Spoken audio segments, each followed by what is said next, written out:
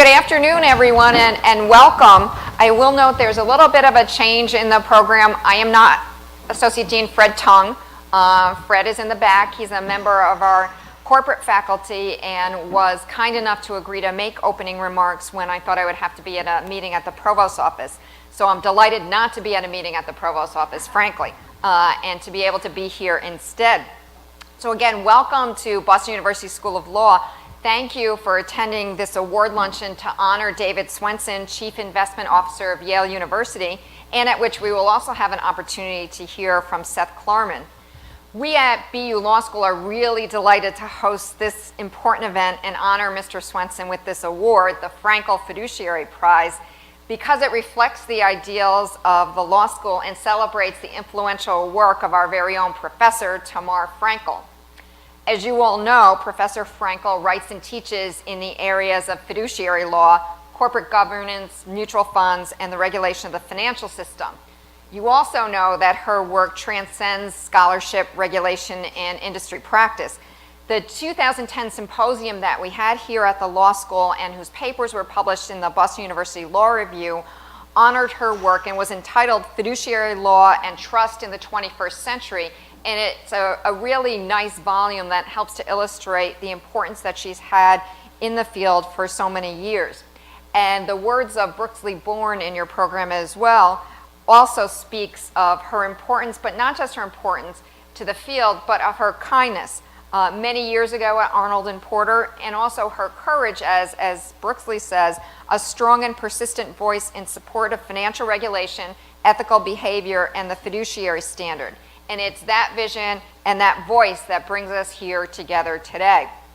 You know, as Tamar would say, the need for trust has been growing across virtually all areas, including finance, medicine, international relationships, just to name a few.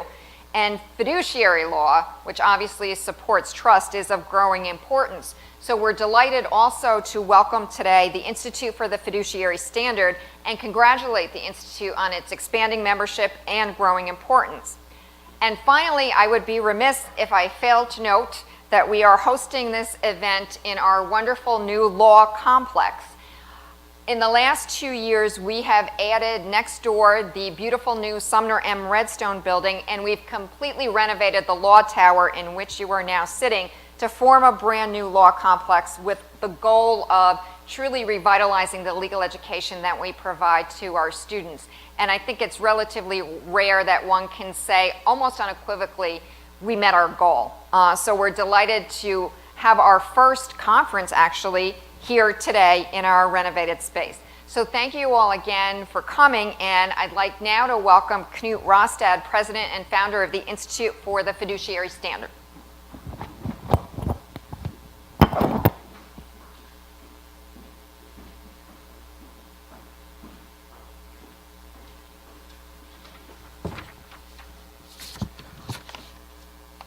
Good afternoon, and thank you. Thank you, Maureen, for those introductory remarks and welcoming individuals to Boston University. Boston University School of Law is probably the most ideal host for the Frankel Fiduciary Prize 2015 award luncheon. The Institute for the Fiduciary Standard could not be more pleased and delighted to be here. I'll mention specifically why a little bit later on. It's not just that September in Boston can be like it is today, but for places like New Haven, of course, one of the most beautiful places on earth. It is the city best suited for celebrating what we are celebrating this month, which is Fiduciary September. Fiduciary September was proclaimed by the Institute in 2012 as the month to commemorate fiduciary principles. In the spirit of Fiduciary September, right now, I'd like everyone today to wish their table partners happy Fiduciary September.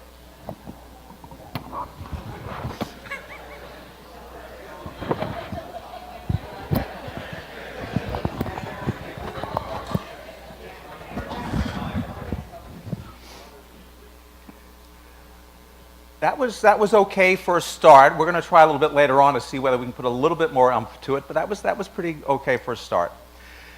The Institute is a nonprofit that just turned 4 years old. The Institute exists for the singular purpose to advance fiduciary principles in investment management and financial advice. We do so through research, through education, through advocacy. In our very brief time, we have been very honored to highlight the voices of some of the most respected individuals from academia, from the industry, and those who have been current or are current or former regulators in the country on the vital importance of fiduciary principles. And this is where I would just like to take a brief moment to acknowledge those firms that have been helpful and supportive of the Institute for the Fiduciary Standard for Fiduciary September, TD Ameritrade, InvestNet, and Geller, and they're listed on the back of the program.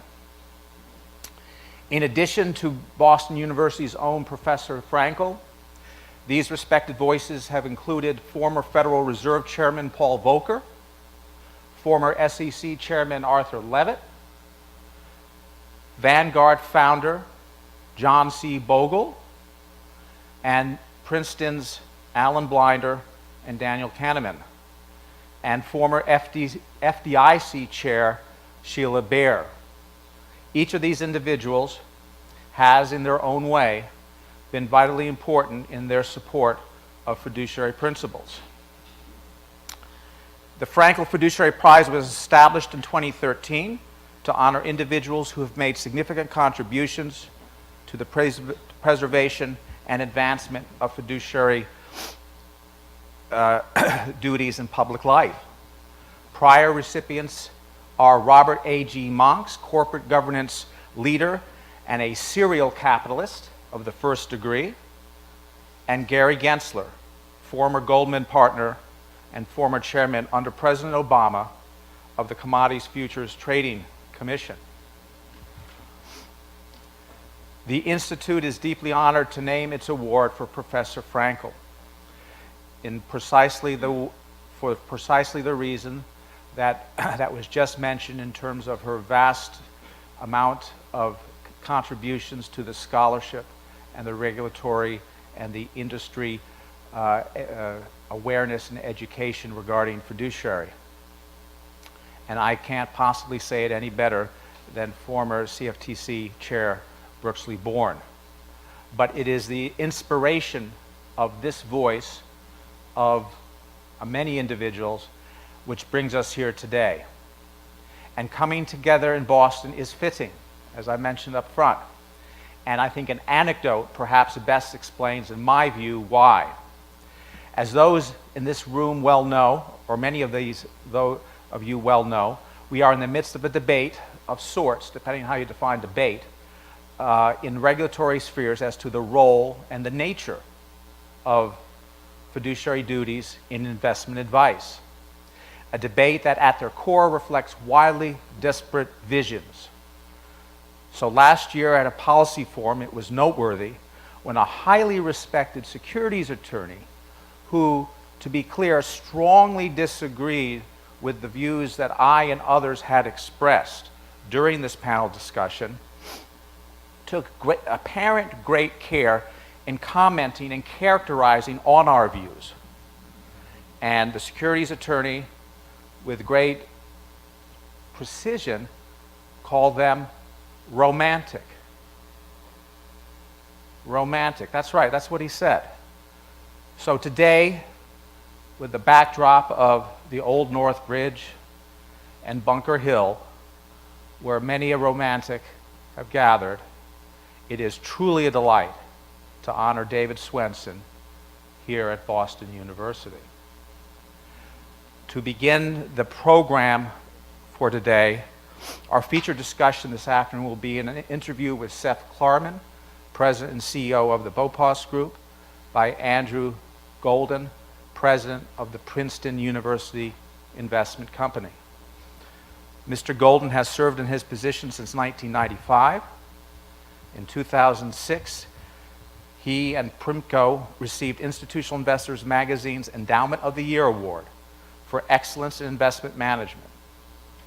Mr. Golden joined Primco from Duke Management Company, where he was investment director. Prior to that, he served as a senior associate in the investments office of Yale University. Mr. Golden holds a BA from Duke and an MPPM from the Yale School of Organization and Management. Thank you, Andy. Thank you, Seth, for that very excellent conversation, discussion of fiduciary.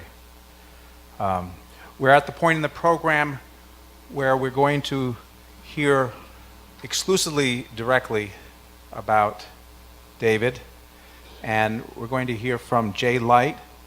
Jay is the Dean Emeritus of Harvard Business School and the George F. Baker Professor of Administration Emeritus. He earned his bachelor's degree in engineering and top physics from Cornell in 1963. He then worked in satellite guidance systems planning at the Jet Propulsion Laboratory in Pasadena, California. He enrolled in a doctoral program in decision and control at Harvard in 1966, earning his doctorate 4 years later. He joined HBS in December 1969 after a brief absence from 77 to 79 to serve as Director of Investment and Financial Policies for the Ford Foundation. He returned to Harvard as a full professor. So may I introduce Jay Light.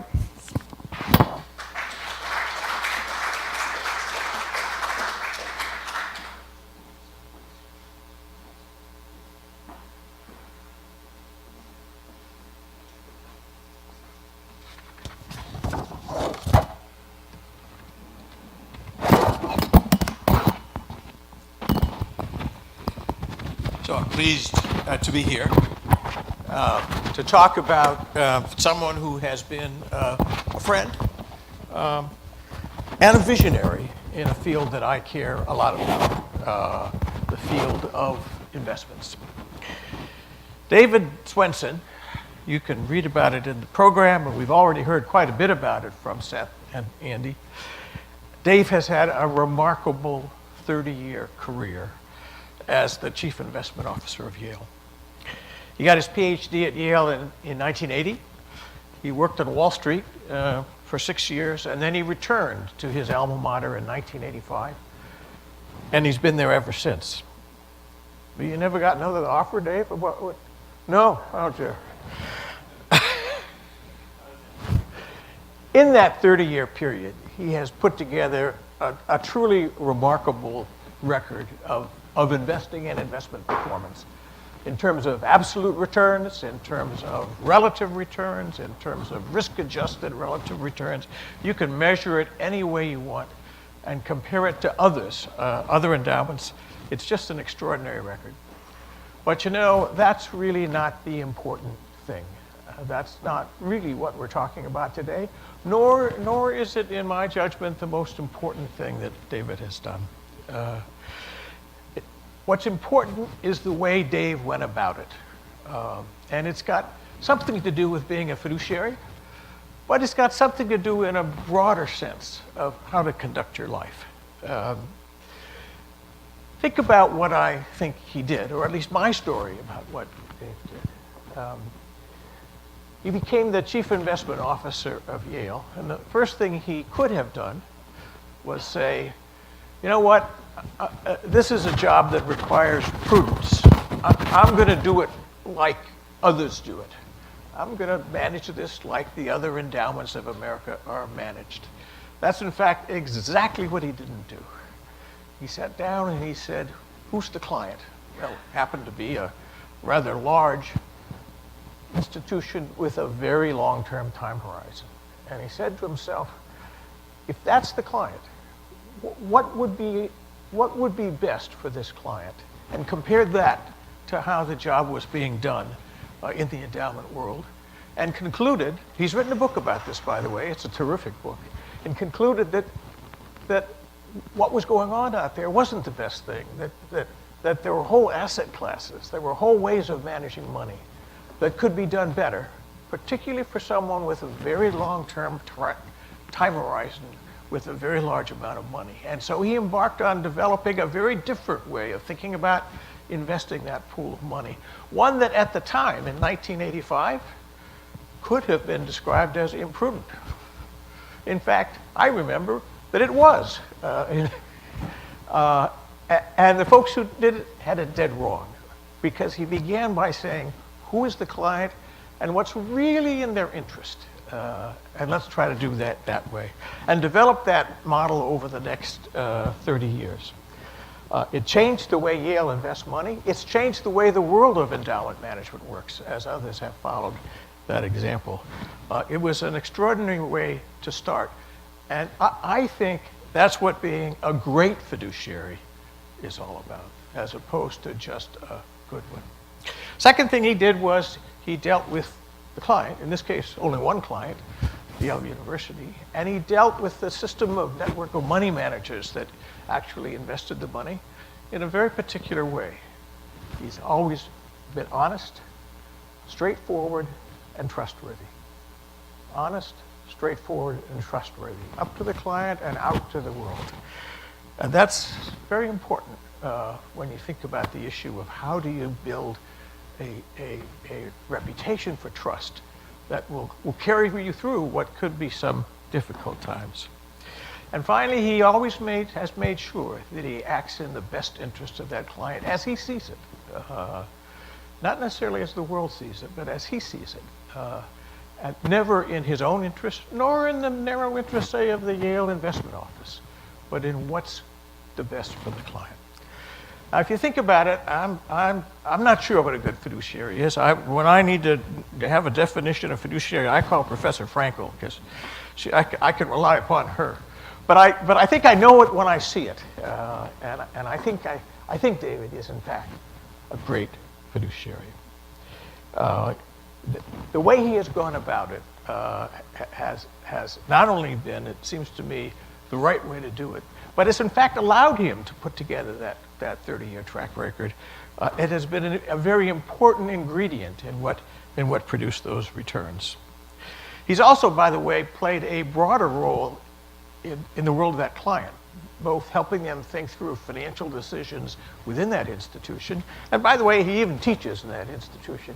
So he's deeply embedded in the structure of decision-making and in the business of that client in a way that's actually quite unusual in the endowment world.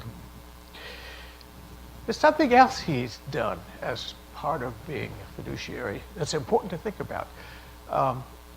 He has decided way back when that it was really important to be a great and trustworthy partner for all of the firms that work with him, that work for him to manage Yale's endowment.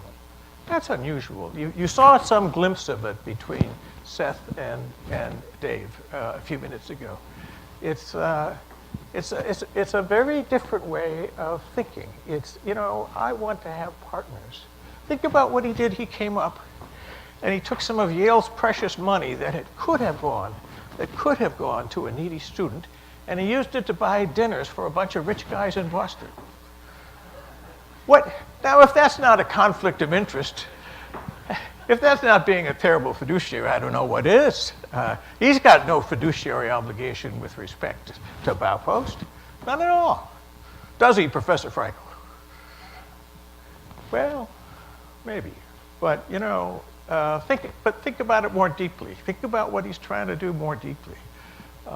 It is part and parcel of the way you attract great investors, and you develop a long-term partnership with them, and you get them to act in your long-term interest. And, I'm sure that Seth and the team at Baupost think differently. In fact, I know they think differently about Yale and about how to go about investing money for Yale because of that. So it's a rather broad definition that's required if you really want to describe a great fiduciary. And David has been extraordinary at that. And he's been extraordinary in other ways. You get some sense of it watching the interplay between Andy and Dave. Dave has been not only a great CIO in the sense of asset allocation and all these things, you know what? He's been a great boss for generations of people to work for and with. He cares a lot about them. He cares a lot about developing them. He cares a lot about setting an example for them. They come to know him, they come to trust him, they come to love him, and by the way, generation after generation of them have gone out to populate endowment management at other universities. You heard some about that earlier. He's really changed the business of endowment management, in part, not because he narrowly was a great fiduciary thinking about asset classes, but because he was willing to invest in people and in relationships with external firms in a way that built a great network that would not only produce returns, but would change the way the world thought about an important class of problems. And, you know, I'll mention one last thing. David's a great fiduciary in a still broader sense. He's a student of the financial system. He thinks a lot about what's going on out there and what should go on out there. He thinks a lot about what kind of regulations do we need to have to produce the best financial system we can. He thinks a lot about what's best for people, for economies, for endowments, for folks like you and me, and he cares deeply about all that in a much broader way than one might. It's not focused on Yale Endowment, it's focused on the world. And I've had many a talk with Dave over the years about this. He has strong views. He has strong views about these things. He's been an advisor to just about everyone I can think of, including the President of the United States, on matters such as this, coming out of the financial crisis. And in all the discussions I've ever had with him and seen him have with others, he's always taken the view of, we want to do what's right in the very long run for our entire financial system. He has been, as far as I know, a real fiduciary for all of us, not just for Yale. Thank you, David, for being David.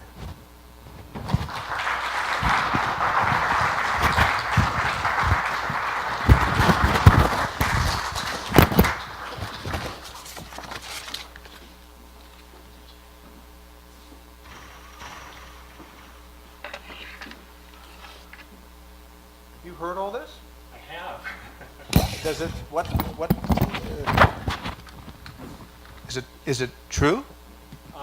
My mother would think so. Your mother would think so. I'm recalling many years ago Henry Kissinger testifying in the Senate, and after he goes through a long dialogue, he sort of finishes up by saying, and Mr. Chairman, what I've just said has the added benefit of being true.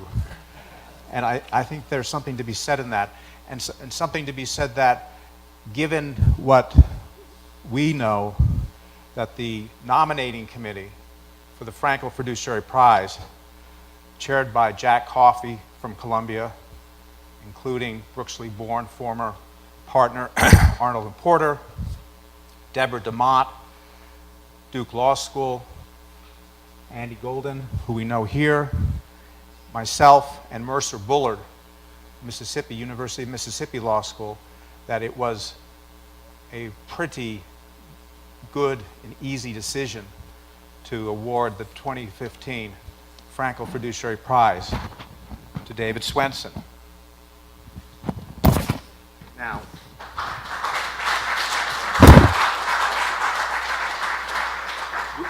we know the customer's not always right, but as we came up with our prize, we thought, do you think he would like Yale blue? And on that one, we thought that probably he would agree that Yale blue is an appropriate color for the Frankel Fiduciary Prize, which simply reads, presented to David Swenson for outstanding service and significant contributions to the preservation and advancement of fiduciary principles and public rights. Congratulations.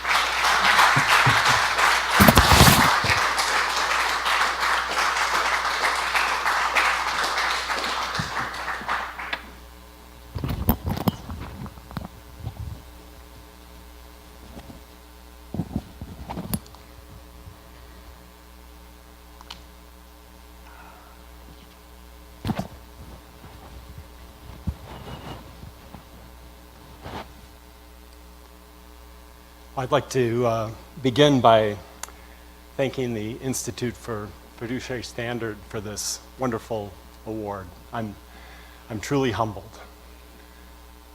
I'd also like to thank Sept Klarman, Andy Golden, and Jay Light for a lively discussion and for beautiful and generous remarks. The three of you are my friends, and you're also strong fiduciaries. It's a great combination. I'm going to keep my remarks brief. I just have 2 points I'd like to make. First of all, as Tamar and I were talking at lunch, it turns out that we agree that we're very fortunate to live in a country with the concept of fiduciary. And that reminds me of a brief story. As Seth mentioned, I've written a couple of books, and they've been translated into more languages than I ever would have expected. And one of the languages is Chinese. A former student of mine, Lei Zhang, who now is one of the world's finest money managers, did the translation when he was at Yale. And everything was going, quite smoothly until he came to me one day and he said, "David, I've got a real problem." And I said, "Well, Lei, what's the problem?" He said, "Well, there are certain words that I can't translate." And I said, "Well, what are they?" And he said, "Well, first of all, endowment. There's no Chinese concept of endowment." And I said, "Well, what's the other one?" He said, "Fiduciary. There's no Chinese word for fiduciary." I said, "Well, what can I do about this problem?" He said, "Not much." And I said, "Well, what are you going to do about the problem?" He said, "I'll just make something up." So Lei had to create words for endowment and for fiduciary. And as Tamar and I agreed, it would be a good thing if the concept of fiduciary became more global. But the second point I want to make is that, unfortunately, we live in a country with too little regard for the fiduciary standard. When people go to a doctor, they expect the doctor to do the best that he or she can to care for you. When people go to lawyers, they expect that the lawyer will vigorously represent their point of view. And we expect when we go to finance professionals that they will act in our best interests.